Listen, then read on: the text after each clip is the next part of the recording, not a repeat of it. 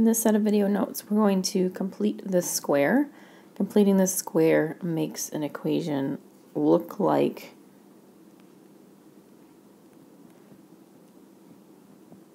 this, so that we can actually solve by square root.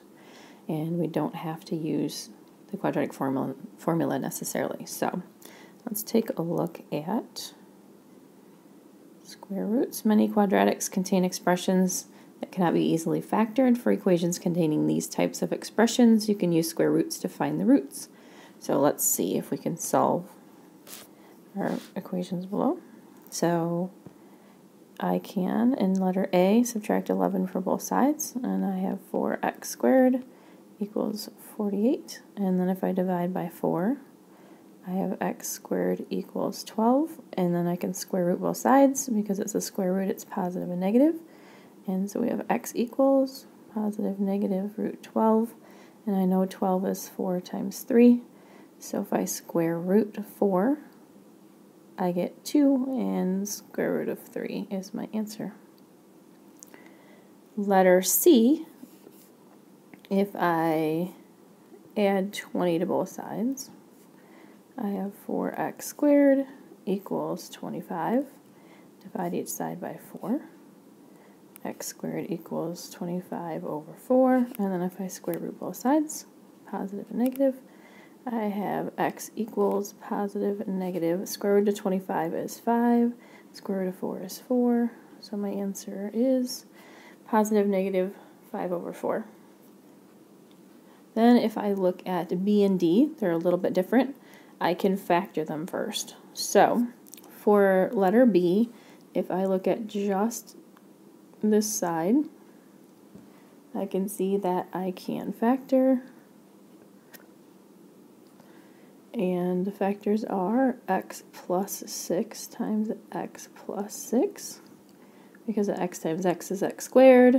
And then if I do the outsides, I have 6x, and if I do the insides, I have 6x. That makes 12. And then if I multiply 6 times 6, I get 36. So instead of writing x plus 6 times x plus 6, I have x plus 6 squared equals 28. Then I can just solve by square rooting both sides. And then I have x plus 6 equals positive negative square root of 28. And 28 is 4 times 7. So I have x plus 6 equals positive negative square root of 4 is 2. And I can't square root 7, so that stays inside. And then I subtract 6 from both sides. And the answer is x equals negative 6 plus or minus 2 square root of 7. And if we look at D, it follows that same pattern, where when I multiplied the top, I had 6x and 6x. There were 2 of them in the middle. The same thing with this. I have 4 times 4 is 16, and 4x would make 8. So this becomes x plus 4 squared equals 49. And then I can square root both sides, positive, negative. And I have x plus 4 equals positive negative 7. If I subtract 4 from both sides, I get x equals a positive 7 minus 4, which is 3. And I get a negative 7 minus 4 equals negative 11.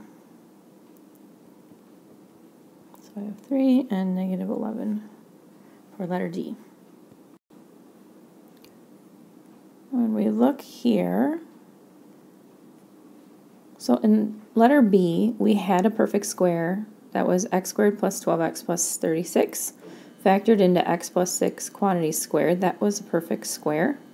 So when we don't have a perfect square, we're going to complete the square.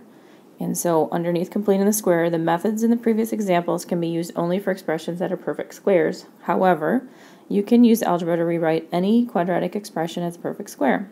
If a quadratic expression of the form x squared plus bx cannot model a square, you can add a term to form a perfect square trinomial. This is called completing the square.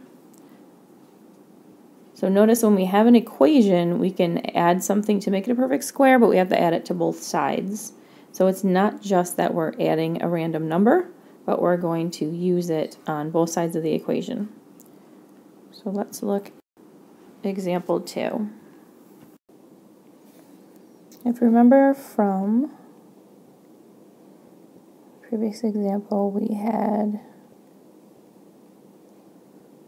something like this, and it was a perfect square because if you divide 8 by 2, you get 4, and then if you square 4, you get 16. So that's what we're going to use to complete the square. So in example A, we're going to divide the middle by 2, and we get -7. So we have -14 over 2 squared is our term. Or we can rewrite as x squared minus 14x, and then plus, it's always plus, and in parentheses, -14 divided by 2 is -7 squared. In letter B, we take half of 9/2 and we add it to the end and square it. So x squared plus 9x plus 9/2 squared. And then on C, we divide 4 by 2. So we have plus 4 over 2 squared. And then we have x squared plus 4x plus, and 4/2 is 2. And our last one, we divide -4 by 2, and we get -4 over 2 quantity squared. So x squared minus 4x plus -4 divided by 2 is -2 squared. So that's completing the square, and now we just write it as a square. So we have x in the front and -7 in the back, and we get squared. So it's x plus 9/2 quantity squared, x plus 2 squared, and x minus 2 squared. So we're taking the square root of the front, square root of the back, and writing it as our squared because we know that when we multiply it out, let's say x minus 7 times x minus 7, we multiply the front, that's x squared, multiply the last, that's -7 squared, and then when we FOIL, we have the outsides, which is -7x, and the insides, which is -7x. So basically we double that. That's why we divide by 2. So that is completing the square. In the next video, we're going to look at completing the square and then solving using that quantity squared.